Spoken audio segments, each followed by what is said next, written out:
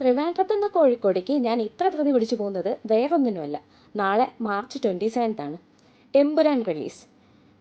PVR Aries plus ഒക്കെ വിട്ടിട്ട് കോഴിക്കോട് പോയി സിനിമ കാണാൻ ഒരൊറ്റ കാരണമേ ഉള്ളൂ. കട്ട മോഹൻലാൽ ഫാനായ എൻ്റെ സ്വന്തം ഡാഡി. കോഴിക്കോട് നിന്ന് എഴുതിയ ബോർഡ് കിട്ടാൻ വേണ്ടി ഫോൺ പിടിച്ചുകൊണ്ടിരുന്നതാ. പക്ഷെ ഒത്തില്ല. ഇനിയിപ്പോൾ ബസ് പിടിച്ച് വീട്ടിൽ പോവാം. എത്തുന്നതിന് കുറച്ച് മുന്നേ വിളിച്ചു പറയണമെന്ന് പറഞ്ഞേനു. ഞാൻ കാഴ്ചയൊക്കെ കണ്ടിരിക്കുന്ന തിരക്കിൽ അങ്ങ് മറന്നുപോയി. പിന്നെ കടത്തിണ്ടയിൽ വെയിറ്റിംഗ് ആയി. ഡാഡി വരാൻ ഉള്ള കാത്തിരിപ്പ്. ആരൊക്കെയോ തുറച്ചു നോക്കുന്നുണ്ട്. നല്ല വീഡിയോ എടുക്കുന്നത് നിർത്തി വീണ്ടും തുടങ്ങി. പിന്നെ എന്താ നേരത്തെ വിളിക്കാഞ്ഞെന്നാട്ടോ മൂപ്പര് ചോദിക്കുന്നേ.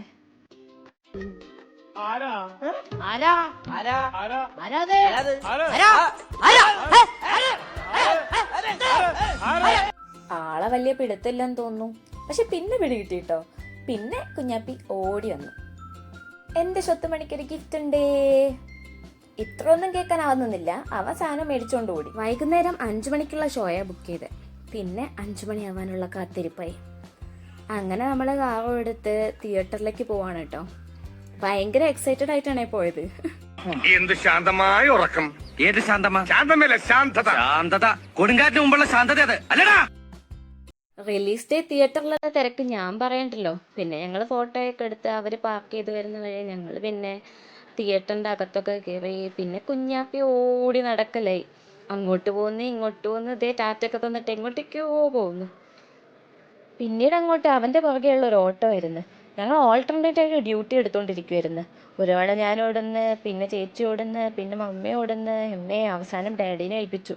അവൻ എന്തൊക്കെയോ കാണിക്കുകയും പറയുകയൊക്കെ ചെയ്യുന്നുണ്ട്. അച്ഛനാണെങ്കിൽ എല്ലാം മനസ്സിലായ പോലെ നിൽക്കാന്നുള്ള ഭാഗത്തിൽ ഒറ്റ നിൽപ്പാ. അത്യാവശ്യം കുഴപ്പമില്ലാത്തൊരു ആംഗിളിൽ ഞങ്ങൾക്ക് സീറ്റ് കിട്ടി. ബാൽക്കണി കിട്ടിയില്ല എന്നുള്ള എൻ്റെ ഒരു ഒറ്റ ചോദ്യത്തിൽ നിന്ന് ഞങ്ങൾ രണ്ടാളും അടി തുടങ്ങി. ഏട്ടനിങ്ങനെ ചിരിക്കുന്നൊന്നും നോക്കണ്ട, ഞങ്ങൾ നല്ല പൊരിഞ്ഞ അടിയായിരുന്നു. അത് കഴിഞ്ഞ് ഞങ്ങൾ അടുത്തിരുത്ത ശരിയാവില്ലെന്ന് തോന്നിയപ്പം ചേച്ചി ഇങ്ങോട്ട് മാറിയിരുന്നു. സ്ക്രീനിൽ പേരെഴുതി കാണിക്കുമ്പോൾ വീഡിയോ എടുക്കാൻ പറ്റണം. പിന്നീടുള്ള ടെൻഷൻ അതായിരുന്നേ. പക്ഷെ കൃത്യമായിട്ട് കിട്ടി. അതിനൊരു മുടക്കം പറ്റിയില്ല. സിനിമ കഴിഞ്ഞ ഒരു ഫുഡ് അടി അത് നിർബന്ധ. അങ്ങനെ ഞങ്ങൾ റെസ്റ്റോറൻറ്റിൽ പോയപ്പോൾ ഏതോ ഒരു കൊച്ചിനെ പിടിച്ചു മുമ്പ് വെക്കുന്ന കുഞ്ഞാപ്പിനെയാണ് കേട്ടോ കാണുന്നത്. എങ്ങനെയുണ്ടായിരുന്നു സിനിമ?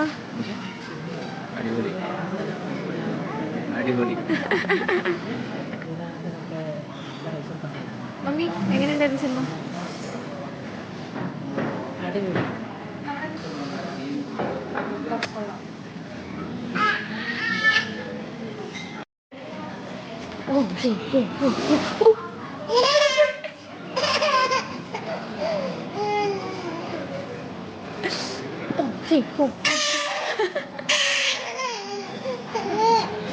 നേരത്തെ ഞങ്ങൾ നല്ല സ്നേഹത്തിലായോണ്ട് ഏട്ടനോട് ഞാൻ റിവ്യൂ വെച്ചില്ല കേട്ടോ.